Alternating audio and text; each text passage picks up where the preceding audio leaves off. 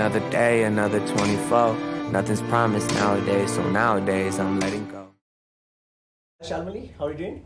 Fantastic. Fresh. I've slept well. Yeah, very, very nice. And I'm sure, like, after yesterday's night's concert, it would have been. I think it's always the kind of concerts that you did. It's firecracker of a concert.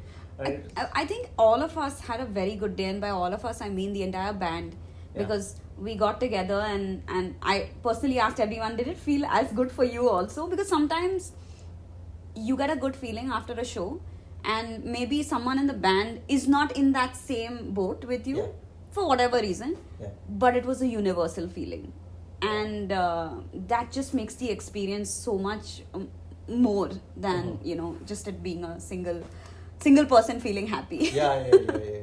But you like, after so much travel and all that, you don't feel the tiring feeling is not there.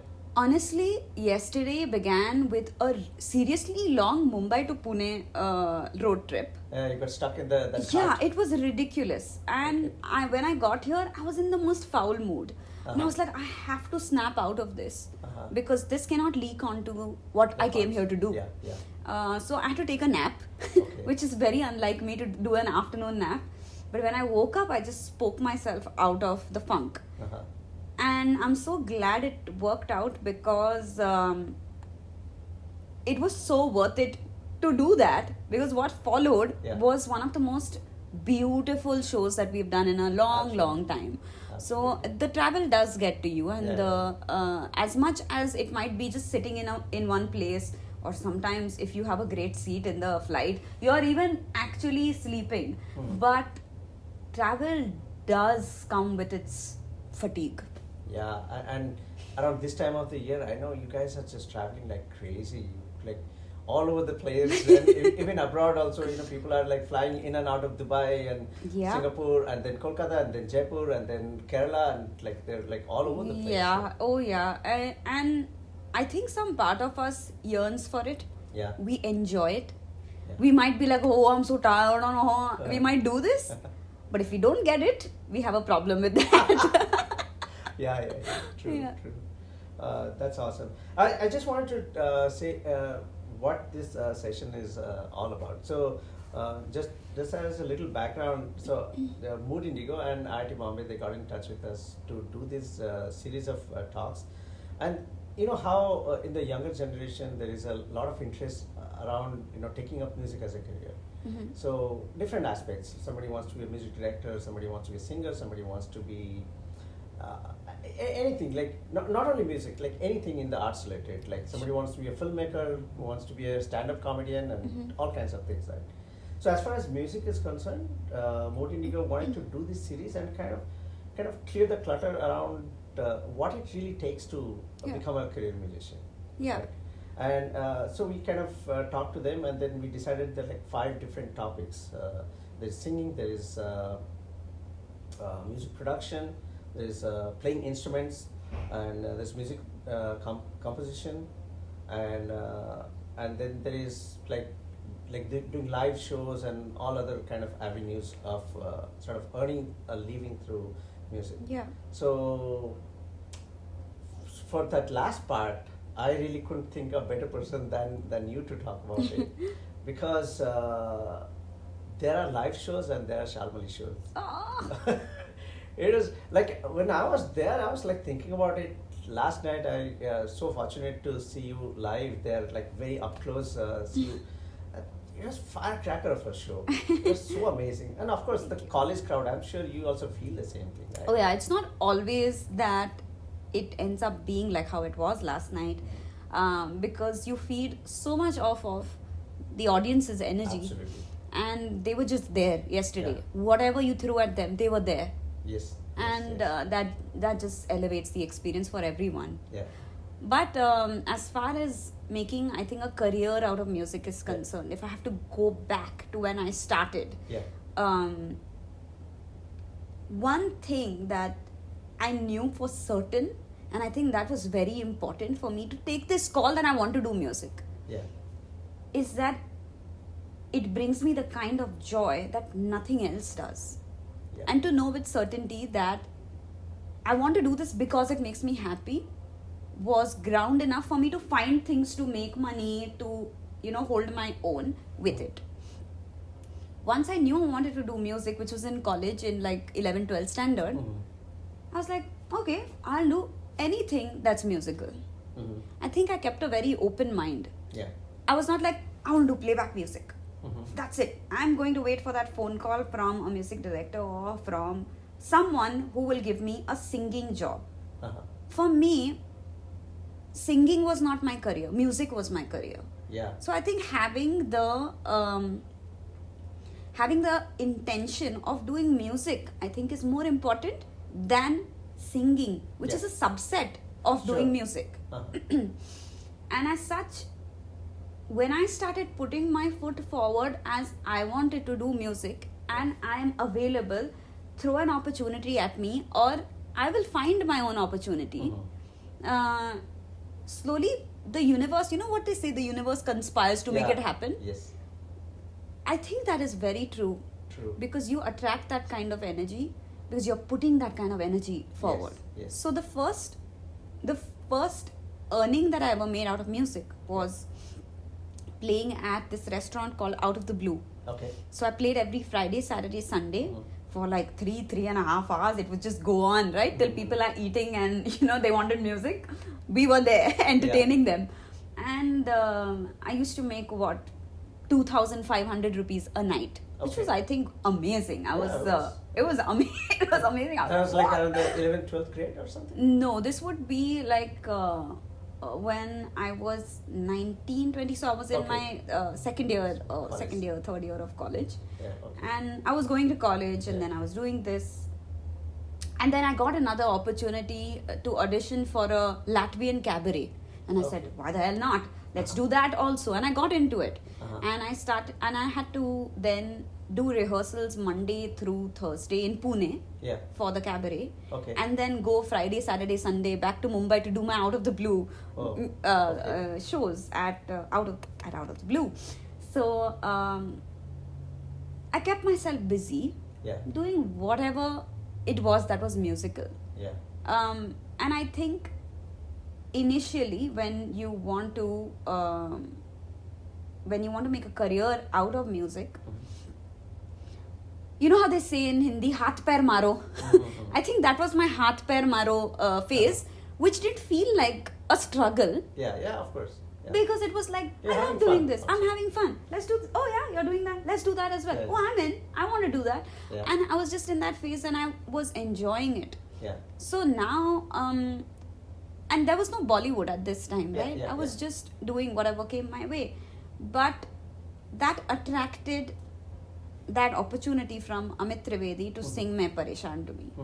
Because I had a friend who was working in his studio who called me saying, hey, do you have any demos that you can just send Amit because he's looking for a fresh voice? And I said, I don't have any Hindi demos. I used to not sing Hindi at all. Yeah, I've known him as an English singer from very early days. Yeah, like in college. Yeah.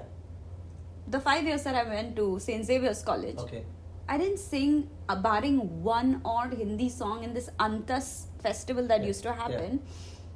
Just sang English everywhere. So when my first Bollywood song, which was Main Pareshan, came out, everyone was like, who is this? We don't know this girl. She never did this in college. So I surprised myself. I surprised my friends when I got into Bollywood.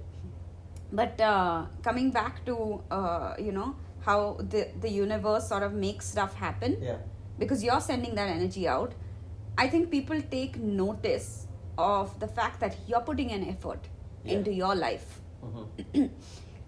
And that creates opportunities for you. Yeah. So Amit Trivedi calling me was one of the later opportunities that came my way, which just was a bigger bouncing board than the other smaller ones. But I will never be able to discount the role of the smaller opportunities that helped me get to that big opportunity of singing for a Yash Raj film and, learning then for the first time what playback singing really even is. I was unaware of this entire world of playback singing before I actually sang a playback song. Uh-huh. Because to me, doing music was always writing your own songs, performing them to maybe a small crowd, or if life presents that opportunity, singing to a bigger audience. Yeah. And then doing an album and releasing that and doing another one. That's how doing music looks like. Yeah, it thought in a very Western Yeah. concept, right? Yeah. Bands and albums. And Yeah, that's how Yeah. I grew up. Yeah, I grew up with that culture. Yeah. Because I heard an album of Michael Jackson. I heard an album of Spice Girls Yeah. and Phil Collins Yeah. and Queen. Yeah. Those were the bands that I heard, and I'm like, I want to do that. I want to do what they're doing and Yeah. live that life and have that thrill in my life. And then came Bollywood, and it was completely different. Yeah. Yeah. Yeah. And the thing about Bollywood, and I must say that although Bollywood does so much for you because it reaches the widest audience that you can reach in India and abroad also, right? Yeah, actually abroad is big. I mean, I lived in the US for over 20 years. Yeah. And I know how big is Bollywood. I'm not talking about only Indian people. Even the See, South Asian people is of course they are very familiar with Bollywood, like Right. whether Bangladesh or Pakistan and Afghanistan, these people, or in Middle East. But there are people like German people, Italian people. They also come for this like concerts or for the movie halls. There are movie theaters where they show the Hindi films, and then They show up. You'll always find like probably 60-70% would be the South Asian Sure. crowd, but there'll be like 30% people. There'll be Americans and like people from all over the world. So Bollywood is like it's big. It's very big, It's big. and it's growing bigger it's by the big. day. So I think I've been very fortunate, and that's what happened when you sing one song and it does well. Mhm. People see the potential, and by people I mean music directors within the fraternity. And I think Preetham saw something in me that made him make me sing a song like Daru Desi, Yeah, which was so different from Main Pareshan as far as yeah. the texture is concerned. I don't know what made him make me sing Daru Yeah, Desi. yeah. I think he just gambled into Yeah. making me sing it, but it worked. But And Preetham definitely has a vision. Oh. so definitely. and Preetham knows that I think this song Yeah. you can do this Right. one. And with that, I think Lat Lag Gayi also, he used that big voice, the broader western kind of singing into Lat Lag Gayi. So with that, I think began this whole Bollywood song after song after song in the film world in India, which unfortunately comes with one trait that I must say to this audience that you cannot get comfortable with, and that is that in Bollywood and in playback, as a vocalist, the opportunity comes to you. You don't create it. The music director will call you Okay. and he'll say, hey, I have this song, I need you to record, are you free, whatever. Great. On that day that he or she calls you, amazing, you got that opportunity. But what do you do in the interim period where there are no calls? So it's a very dependent scenario where you are waiting for that opportunity to come to you. But you don't chase the opportunity? There's no chasing the opportunity because it's not in your hands to sing the song. It's in the hands of the music director, and now actually even the film director, the producers, the actors, they also have a say in Yeah, they whose want voice your should voice be. on Yeah. Yeah. So if you get that and the song releases and the song does well, it's a very different scenario. Yeah. Great. Then more impetus to your journey thereon. But until then, what do you do? And that period is the most important, I feel, in order to keep your career sustained. One is working on yourself and working on your craft in that period that you've gotten as, hey, you got this time to yourself. What do you do with it? Because you're employing yourself. When you choose music as a career, you're self-employed. Yes. You don't have to go to work at 9 in the morning and you don't get done at 5. Yeah. You don't get weekends. Yeah. You're pretty much working actually on all weekends. 7/24. Yeah. So in a way, you can take a vacation whenever you want. Yeah. True. And in a way, you can also work whenever you want. Yeah. But you are always working. But you're always working if you want to, though. If you're not Okay, driven, if you're not motivated enough, Yeah. if you're not pushing yourself enough, Yeah. you could choose to laze around every day. Yeah. And that is the difference I find in having a sustainable music career Yeah. today. Mm-hmm. In India, Mm-hmm. when there is this thing called playback music, which I find a lot of people chasing, Mm-hmm. I would strongly recommend Yeah. musicians who want to eventually say do playback, Mhm. not to chase playback.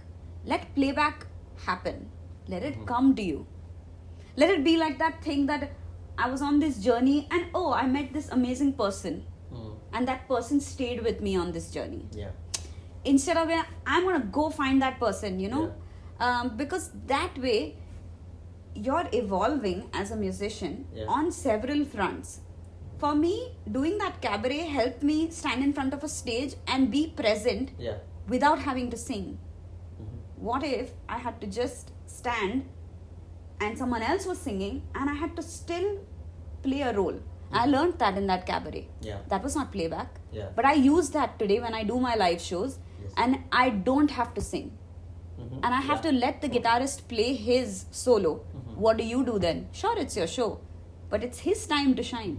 So what do you do then? So these are the things that you learn along the way that you have to keep being hungry for. Yeah. So I think I strongly believe that music is so much more than just singing. Yeah. And Yeah. for me, it was, I think I genuinely find myself more of a composer and songwriter Sure. than a singer. Mm-hmm. Also, I'm quite averse to that word singer. I just don't use it much. In fact, funny story. Performer? Yeah, I mean, yeah, I'm a performer, entertainer, a musician first, because Yeah. I do take interest in music theory, and it just helps you be so much more Yeah.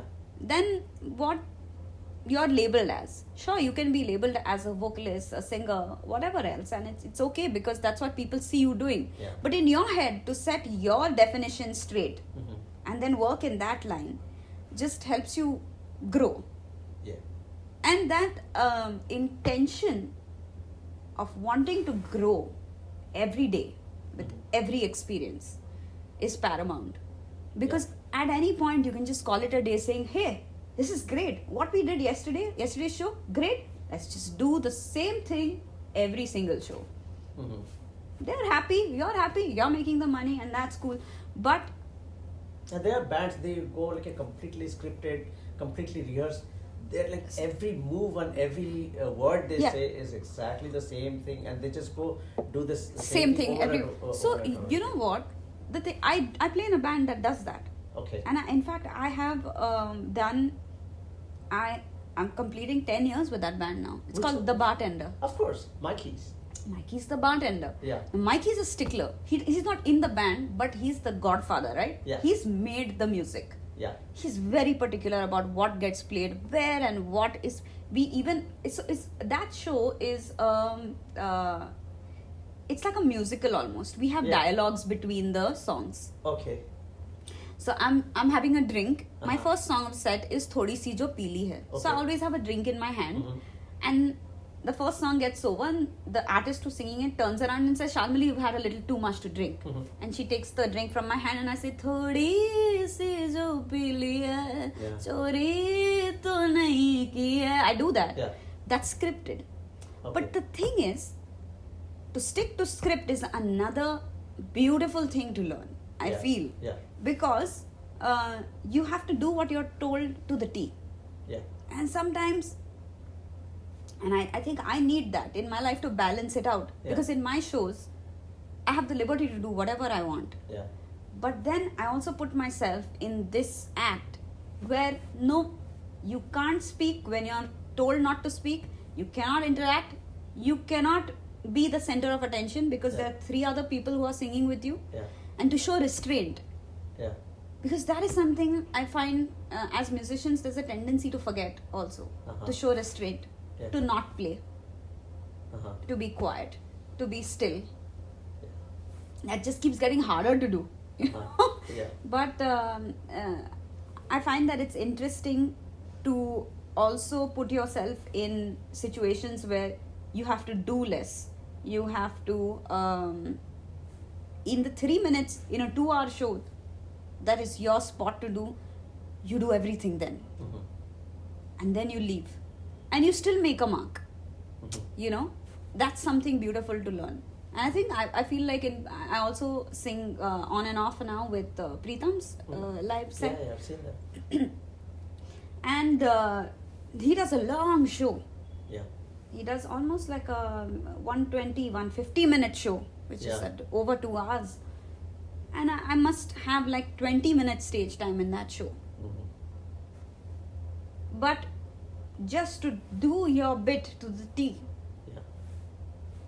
that's also doing a lot. But his shows are not probably that scripted. It gives you a lot more ample opportunities to kind of improvise and do your own thing and then take a diversion or something like that. Is that right? So with Preetham, not so much because he again likes his songs to sound like the recording. Okay. So as close as you can be to the song is the experience he wants to give the audience. Sure. He wants to give them probably the feeling that, hey, you heard that on your digital streaming platform, whatever that might be, that is playing live in front of you right now. Whereas in my shows, we try and rearrange almost everything. Everything, yeah, I know, I saw that.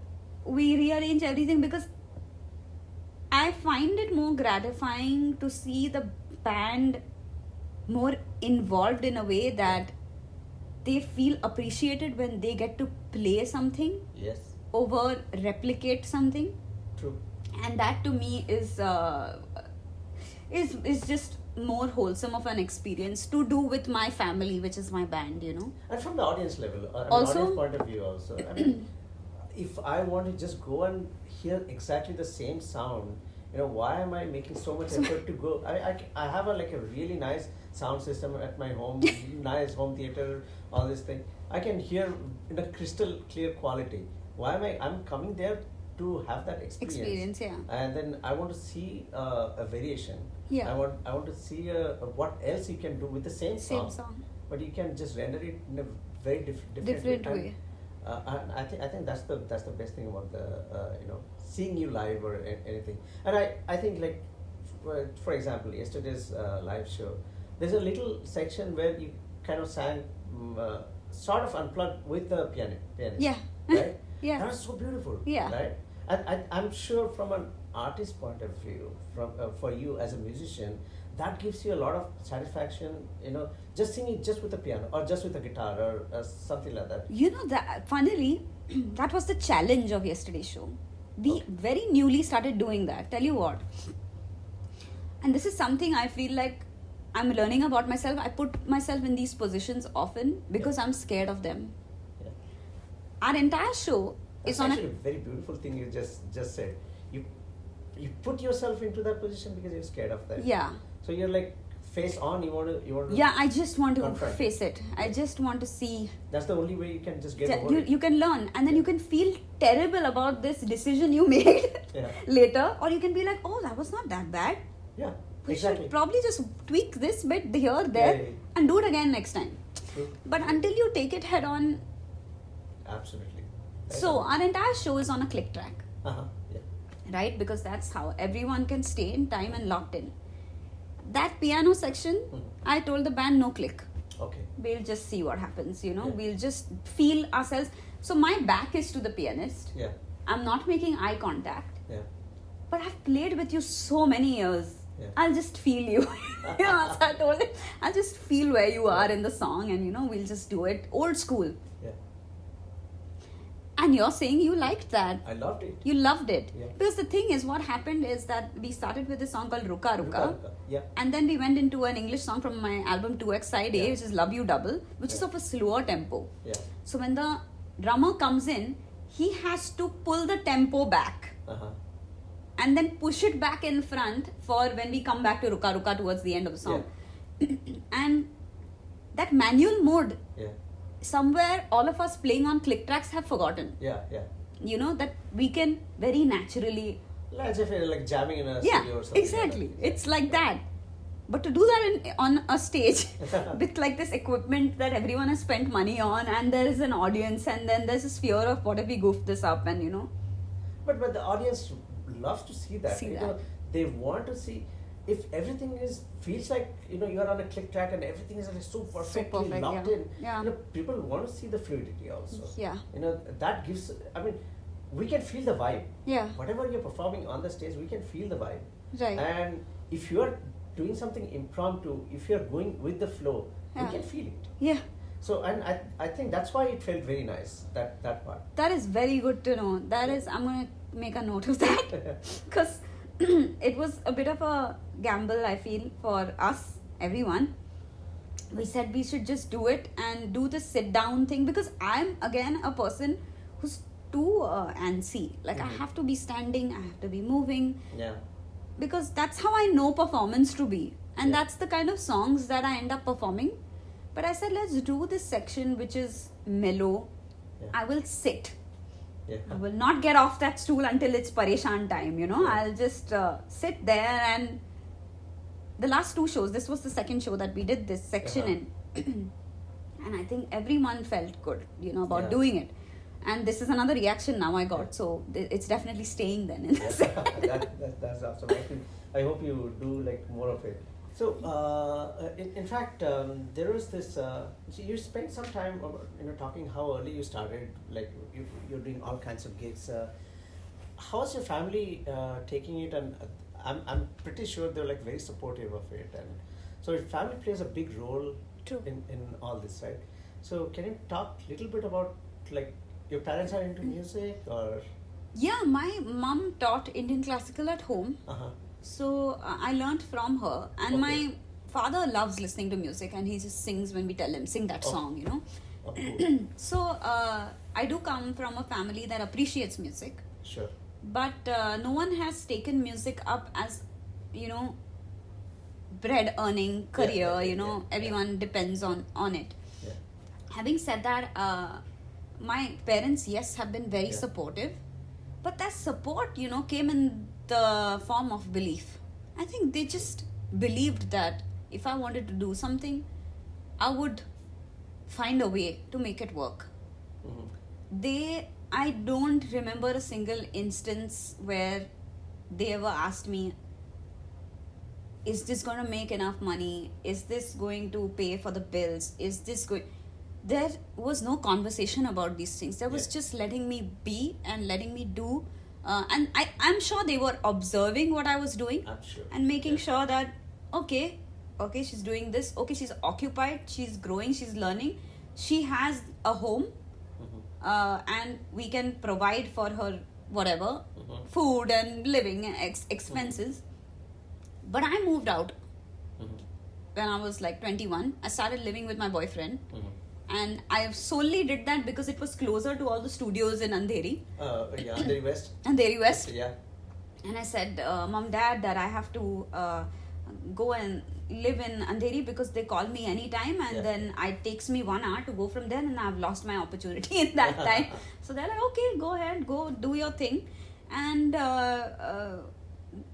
that transition happened very, automatically. Okay. And they got a lot of slack, I feel, from our community. There would be some aunties who would ask my mom, अच्छा music तो कर रही है पर कुछ job भी कर लेगी ना, नहीं तो कैसा, there's always out of concern, of course, that comes out of good intentions.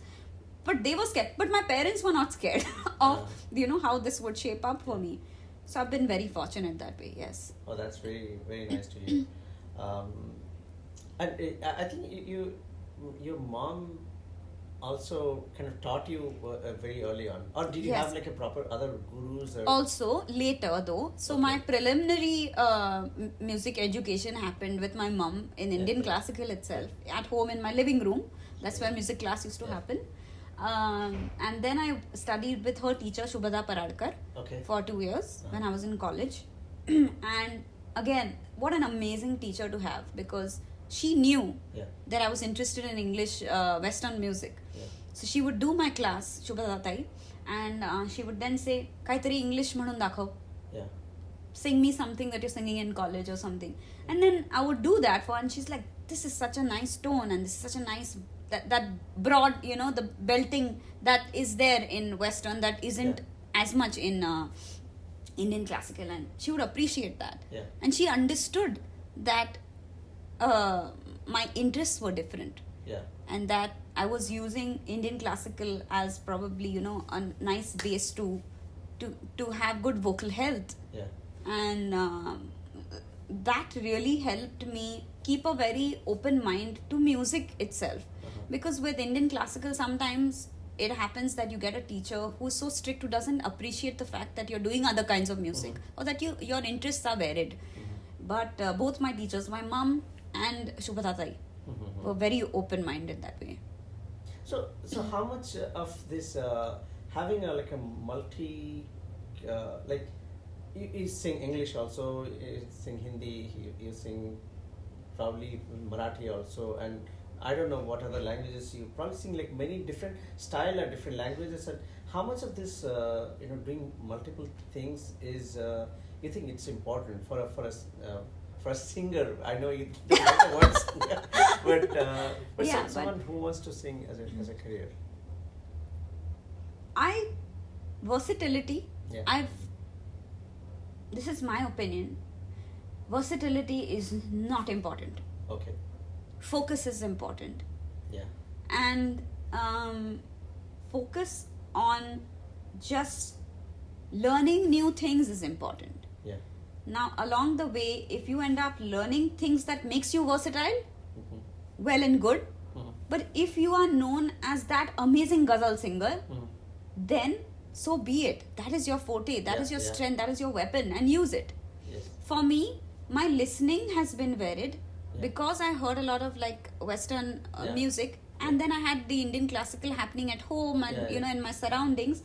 The things that fell onto my ears was varied, and it sort of developed me like that. Yeah. Yeah. As such, if anyone who wants or intends to become more versatile just listens to different music, that's a lot of influence. Mhm. Like, I know when I write music now, when I finish writing a song, I'm like, that's so much of Amy Winehouse right there. Yeah. Totally. And I'm like, I didn't set out to sound like her or to write like her, or that my songs should sound like hers, but it just so happens because I idolize her. And how I have loved and looked up to Beyonce so much that now when I speak on stage and I hear myself back in a video, I'm like, oh my god, I'm doing that thing Beyonce has done. And it's so much of listening that shapes you, and that makes you versatile. But that's a byproduct again, versatility. But I don't think it's important. Okay. I don't think it's important. Yeah. That's nice to hear. So I think it's like one thing I was going to ask you, but I think you kind of answered it. That there was a phase that you were learning, and then there's a phase that you think that I have. Of course, learning never stops. Even now, also, I'm sure that you're learning every day. Every day. But there's a phase where you think that I have now learned enough to go and put it into practice, and then become a sort of a professional musician or something. But I think for you it kind of happened naturally because you started performing so early on. Yeah. Is that or was there like a very specific transition period you kind of remember? So because there's no there are music degrees, but it's not after a music degree that you say that now I'm Visharad, now I can do a show. Right? So I feel like we have to, at every stage in our musical journey, as someone who's learning, put ourselves out there and put ourselves into that strange spot where you don't know which way this is going to tip, and just make notes and learn from that experience. So I started out at that out of the blue. I'll tell you what I learned at out of the blue. A restaurant in which people are eating and there's clanging of their forks and spoons and there's conversation happening, and there you are sitting with your accompanist and singing in the background. That was my first singing in front of an audience experience. And I learned that despite saying 3 times that hey, you can send in your request to us and we'll sing the song to you, no one would send in a request. So we started keeping this bowl of chits.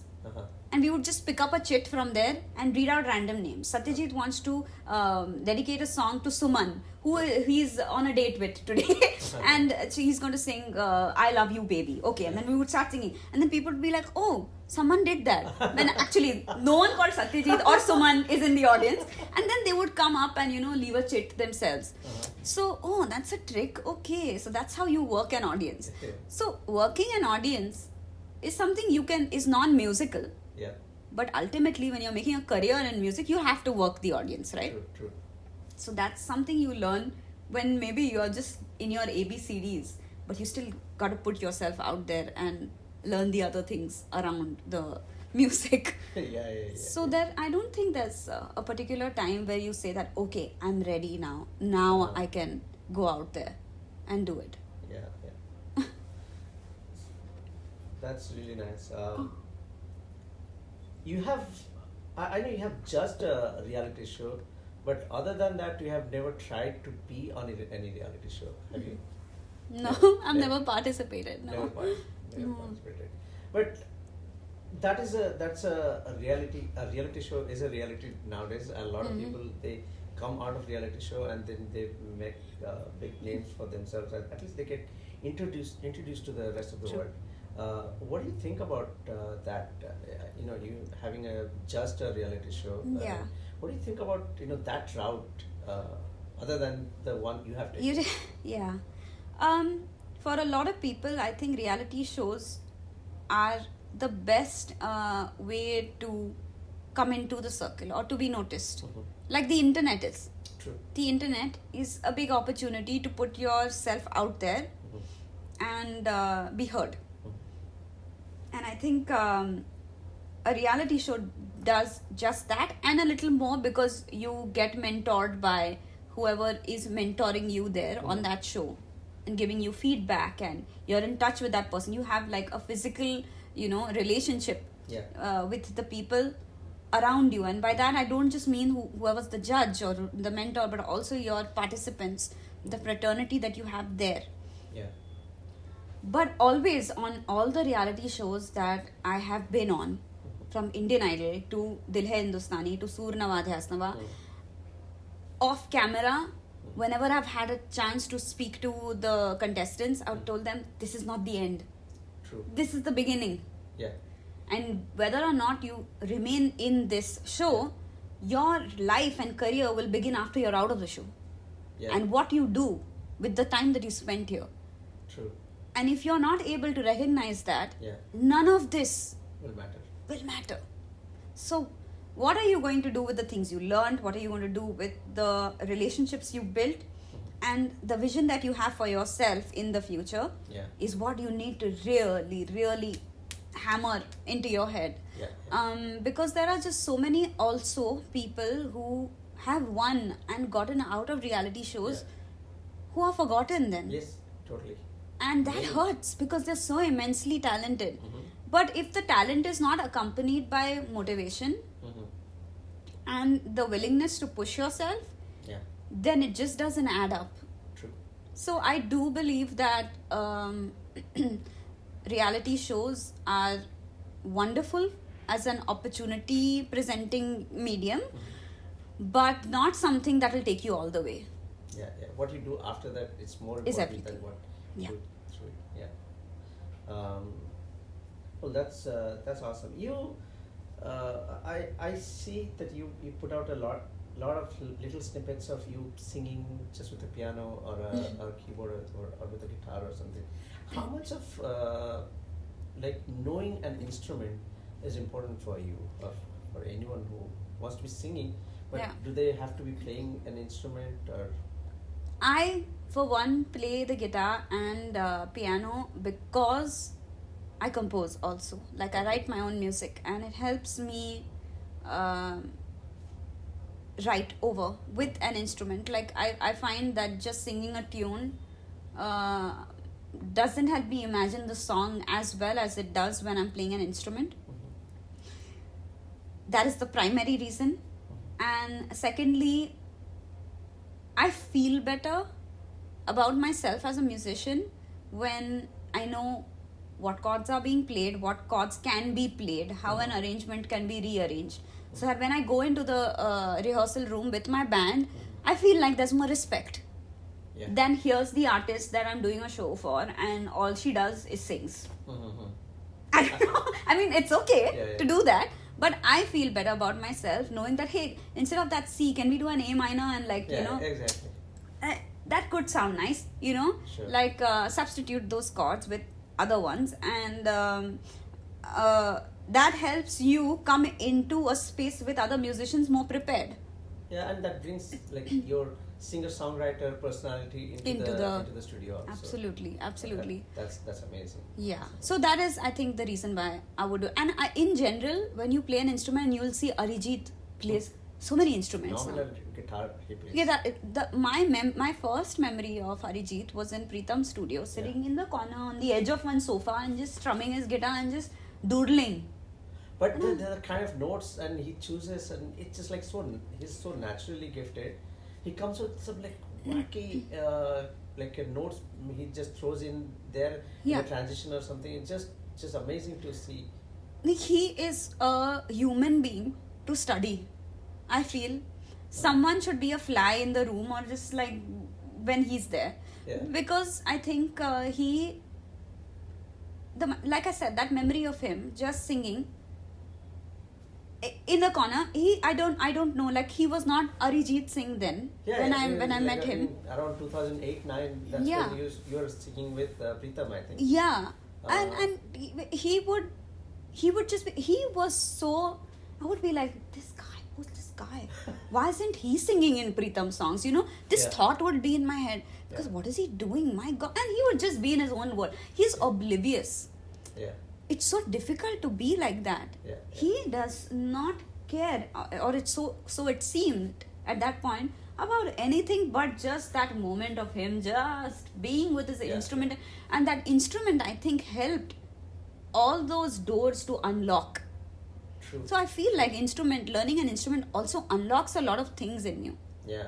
Because the way strumming a guitar or plucking a guitar can make you sing differently. Oh, absolutely. And that develops you as a vocalist also. And because both guitar and piano, more so guitar, it's a melodic instrument. Also, so it can be percussive. Also. Yeah. So actually, that unlocks like those kind of percussive elements in your singing also. Yeah. So you lock in better with the rhythm section. Yeah. Kind of thing. So Absolutely. In fact, I last heard, I think Arijit and his wife were both learning sitar. Oh, seriously?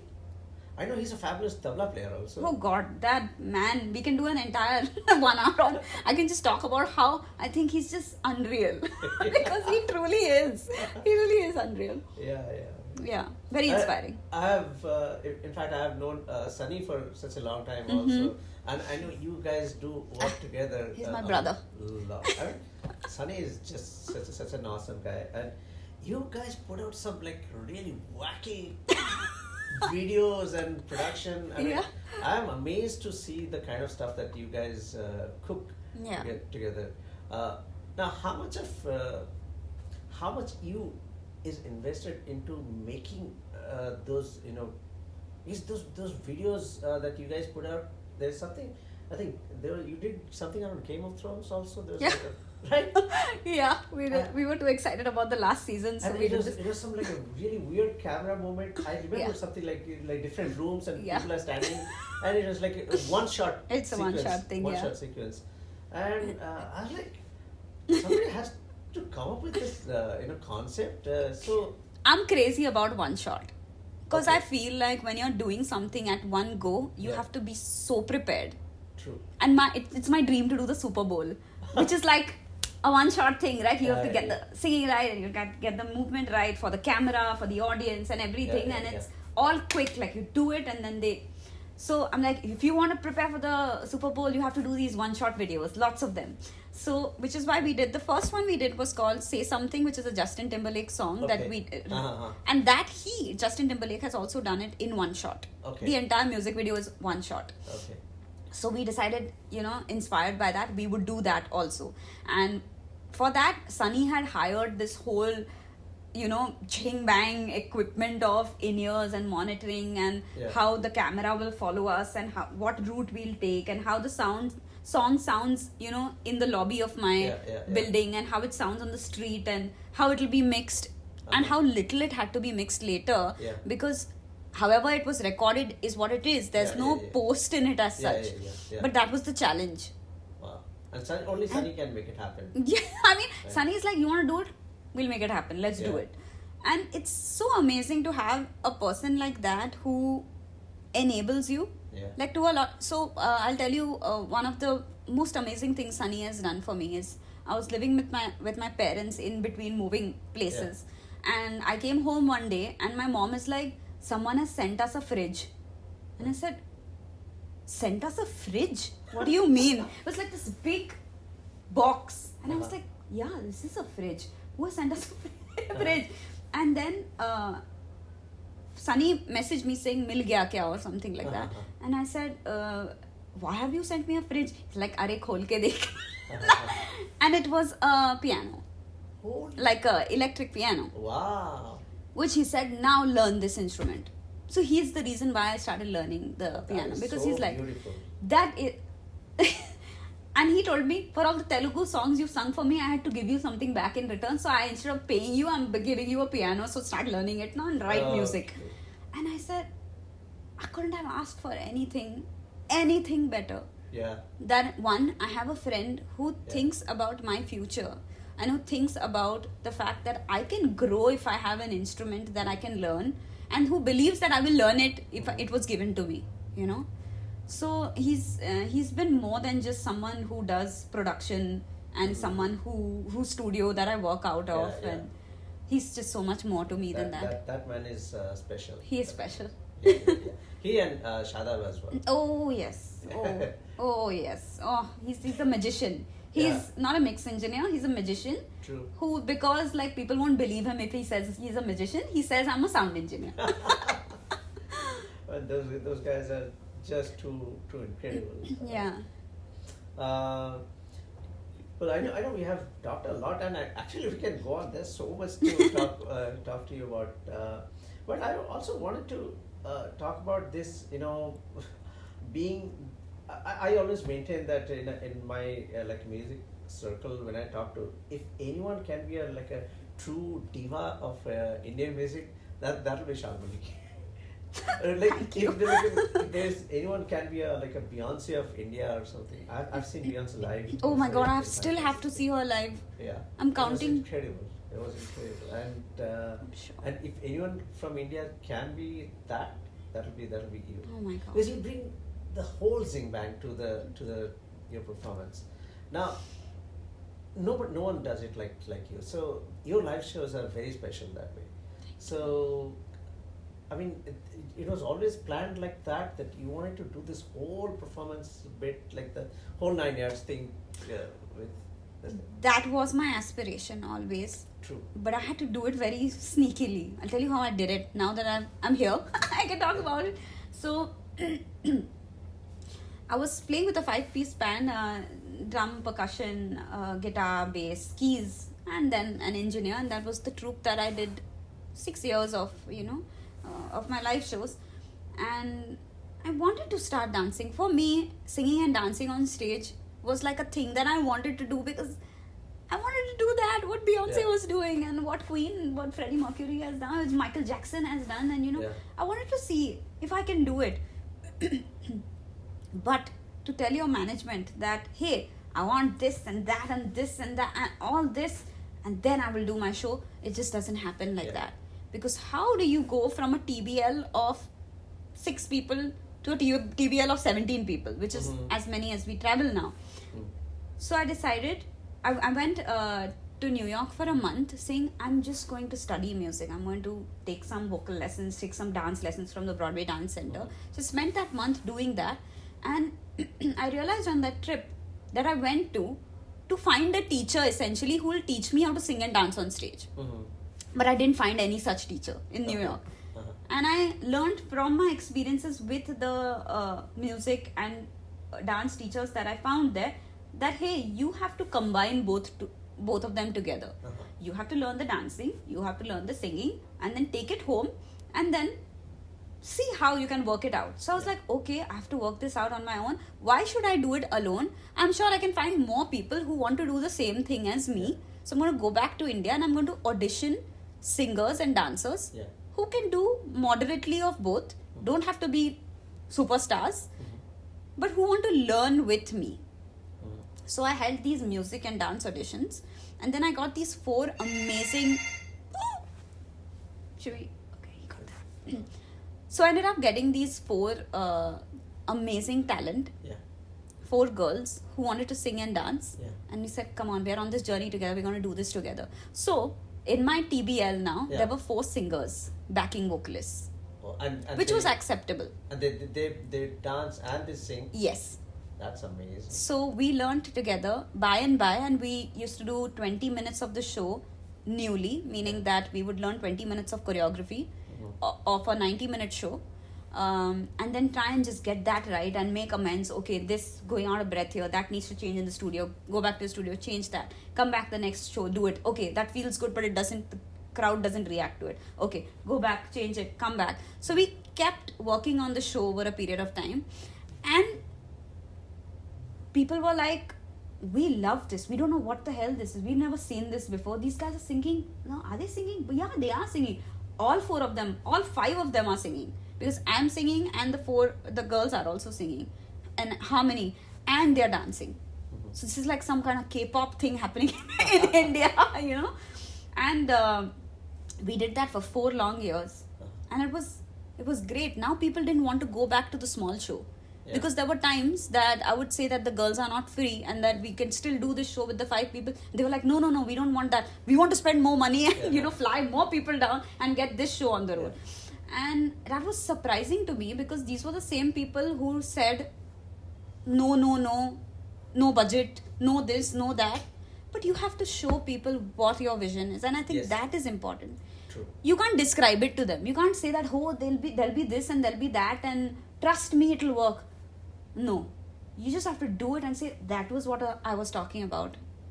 So I think the personal conviction is the premium. It is. That's the most important thing, that you have to have a vision. You have to have a conviction that you're going to do it. Because nobody sees it like you do. Exactly. So, exactly. And a lot of this also I find parallel with the tech startup thing that I deal with on a daily basis. Right. You have to have a vision. And you have to see things differently, that what you could do. There'll be a lot of people they'll come and tell you that I don't think this is going to fly. Because they are limited by the experience that they had. Exactly. They don't see what is possible. Yeah. So, which you're able to see. You have a vision, you have a very strong creative mind. Yeah. And you are able to see something that they are not. So, I think maintaining that conviction is very important for you. And in fact, I think taking that dream on the road with the understanding that this might fail. True. It might. There is a chance that it will not work. So knowing that you're going out full out 100% trying to make it work, but knowing in your heart that, okay, I might have to either make amends or learn from this experience that it doesn't work is the best way I find to start on anything new that you're doing. So for me, this show started like that, and then the next thing that we did is that if we are dancing on stage, then the next person that we need on this crew is a light engineer. True. Who's able to light what we are doing. Because now it's not a sonic experience, it's a visual and sonic experience. that is elevated by lights. And then with lights come LED. Yeah. So what the LED is doing, because there's an LED wall behind every show now, you know. Yeah. So we slowly started adding the people who made the experience, you know, fuller. Yeah. And now I have all the people play such a crucial role. There's no person who is free at any point during the show. They're completely occupied and immersed in the entire duration of the show. Earning as a musician, you know, there is in my mind there are like 3 ways to do about it. You know, live performances and studio recording and teaching probably nowadays also. I don't think you do a lot of teaching because you're so busy as a performer and stuff like that. I wouldn't actually. I've given this a thought a lot about teaching, although the only thing that keeps me is like, what would I teach other than out of my experience? Yeah. Like anything that people can take away from my experience is what I can probably teach, you know, because as far as theoretical knowledge of music goes, whether it's Western or Indian classical, is something that I am learning myself every day and I'm trying to evolve with it. But what I know I'm good at, which is what someone ends up teaching, right? Mm-hmm. Someone ends up teaching something that they know enough to want to impart to others. Yeah. And I think my strong suit, as far as if I had to teach, is how I apply what I learn to my life. And in that comes my experience. So if I had to teach tomorrow, I would teach how to take your show on the road, how to work an audience, how to conduct yourself on stage, how you can exploit a song more than what is there in the original recording. But that is, I think, my second innings of life. Well, what you're doing right now in this conversation is you're Is that? Little did I know. But we will definitely, you know, get you on one of these LivDemy workshops or master classes to do exactly what you just talked about. Yeah. You know, that will be amazing actually. So which brings me to this whole, you know, this live performance as a earning, you know, potential. So obviously you give probably more importance to the live performance than studio, or other way around. So I love being on stage. Cool. That is what I love more than the studio. But I know that in order to take something live, I have to get into the studio. Studio work. I Yes. don't dislike studio work. I love singing to a condenser mic and in a quiet room. I love that. But my heart is on stage. Yeah.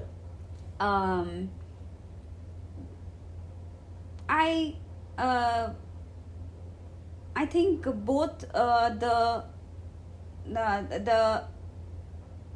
how you work with both mediums is very different. Mm-hmm. Like how you sing in the studio, like itna maza. I can do that on a condenser in the studio, but itna maza, I have to do this live to the same song, because a dynamic mic on stage does not capture falsetto as well as a condenser does in a studio. So these are the things that I feel we are helped with when we put ourselves in both rooms, the studio room and the live audience. So both are equally important. How much, I mean, you also use some of the technical words now, like the gadgets like dynamic mics or the different kind of mixer or different kind of effects unit, vocal effects unit or anything like that. How much of this learning technology or being aware of the technology is important for you or for anyone as a professional singer? You know, I relatively know very little, I'd say, about what a gadget is called, or you know what model number it is, and there's just so much out there now, right? Yeah. But I depend a lot on what sounds good to me. Yeah. And when something sounds good to me, I make it a point to ask the engineer, what did you use? Yeah. okay, this was a Neumann mic. Okay, it's the silver. Okay, I can remember that. That's easy. Yeah. So when I go to the next studio and I ask them, hey, what mic are you using? Oh, it's Neumann silver. Oh, I know. When that goes into the Vox box, it sounds good. The preamp. Yeah. Okay, so you have that. Okay, great. So, it's just about being more curious, I feel, and being more aware, and making small notes, but not going like apeshit crazy about it and be like, okay, I'm gonna make it on this like model number and this that unless that's something that you enjoy doing on your own. Like for me, when I listen to mixes, right, when we're putting out music and there's this version 1 of the mix comes and I listen to it, I'm like, I like it, and then Sunny says, wait, I'm sending you another mix in another, so then that'll be version 5, and I'll listen to that and be like, but I liked both. Yeah. Because my ears, I feel, are not as tuned as someone who's doing a mixed job, or someone whose work is to do those finer, Tweaking, the tweaking. And that is something that I'm developing as I'm doing more music, and being able to understand that it can be better, or that I'm not getting that feeling. I feel it's important to be able to communicate what you're saying to the people you're working with, more than what equipment they're using and the gadgets that they're using. If you're effectively being able to communicate, I'm not getting the thump, or I'm not feeling that vibe. You can even, sometimes I act it out. Like there's a song that has like this cha cha cha cha cha, and I'm like, I'm feeling this the cha ka tum cha right now, but I want to feel the cha cha cha. The engineer gets what you're saying, because they see that, oh, this person wants to get this feel out of this rhythm, and not this feel out of it. It's one way of communicating. True. Because finally, what do you want to do? You want to make the music sound good. So it's just how you want to communicate. Social media is a distraction? For me, yes. It is, because I'm not from the generation, I feel, that began using social media the way it does. Yeah. It is used now. Having said that, it has become an important facet of one's career and promotional tool that is accessible to all. It's not like television, where only some people get the opportunity to be on television. Everyone has an opportunity to be on social media and to exploit it, and some are rather fantastic at that. And my peers tell me that I am so easy and you do it so well, and I'm thinking, wow, okay, little do they know that I really struggle. And I am not as savvy as the generation after me is. But I don't think it makes sense to give up and put your hands up saying that this is not for me, I'm not going to do it. Because it is one of those things that is in your control. Yeah.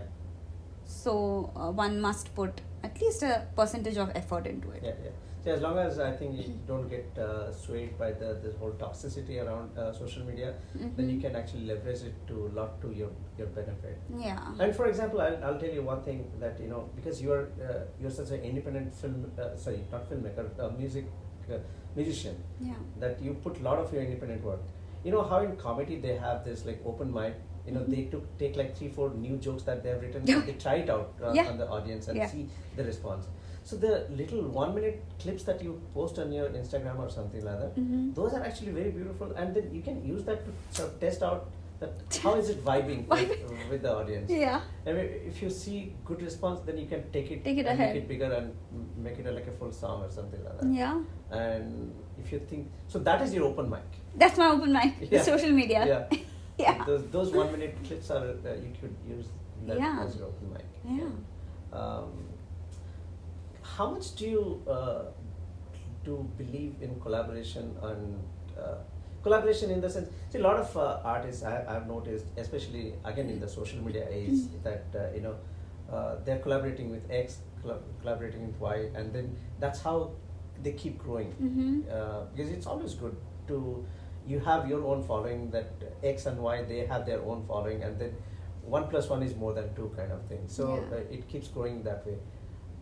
what is your take on collaboration as a tool, as your sort of a growth strategy?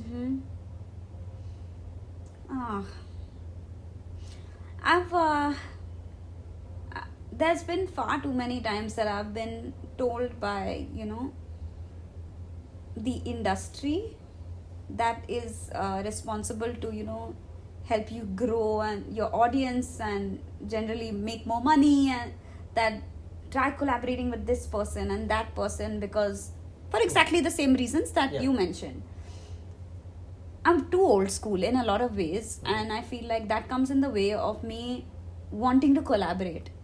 Because, see, that word collaboration is a very symbiotic one, I feel. Like, you have to... the give and take. It is a give and take. It's not like, I've made a song, come sing it. That's not a collaboration. That's a feature.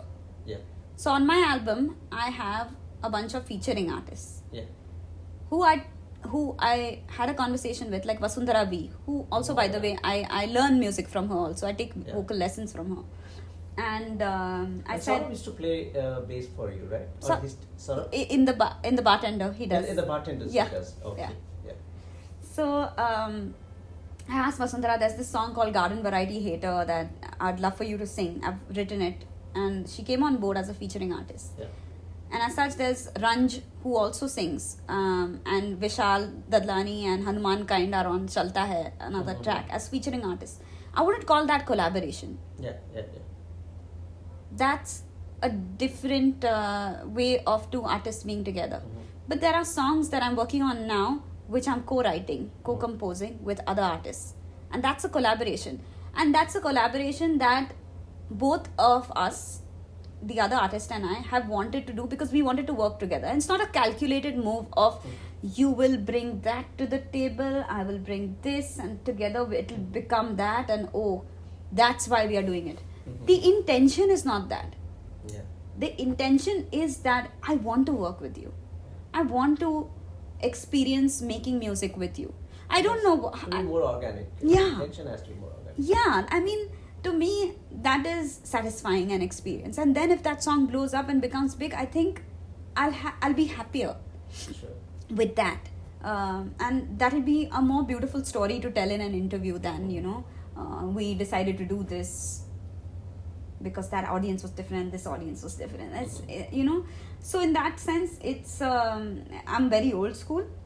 But this is what I do now.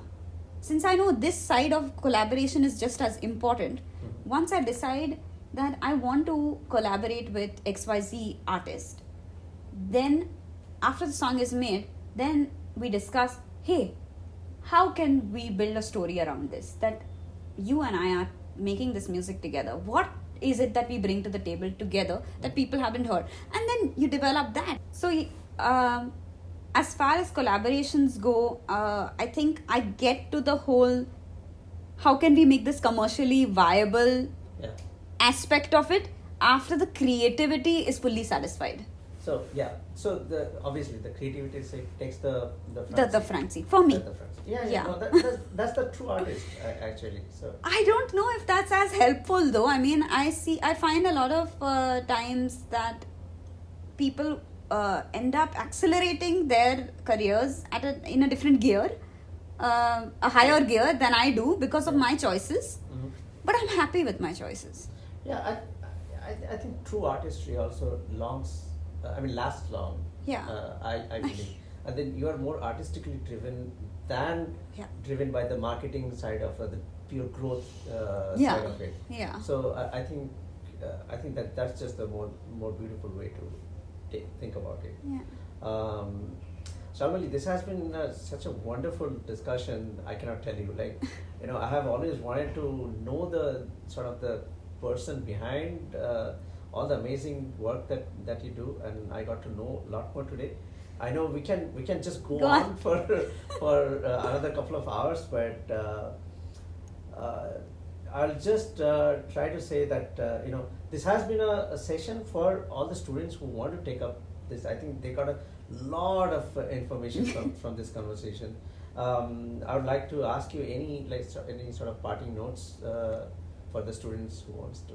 I think Mood Indigo has been very central to my childhood. Oh, you grew up. I grew up in IIT, Powai. in Powai, Yeah. opposite IIT. Yeah. So one of the first shows that I watched in my life, the first show was Silk Route Okay. in yeah. the convention center. Convocation Hall. My God, Okay, sorry okay. guys. Convocation Hall was when Silk Route played. I saw Colonial Cousins at Mood Indigo.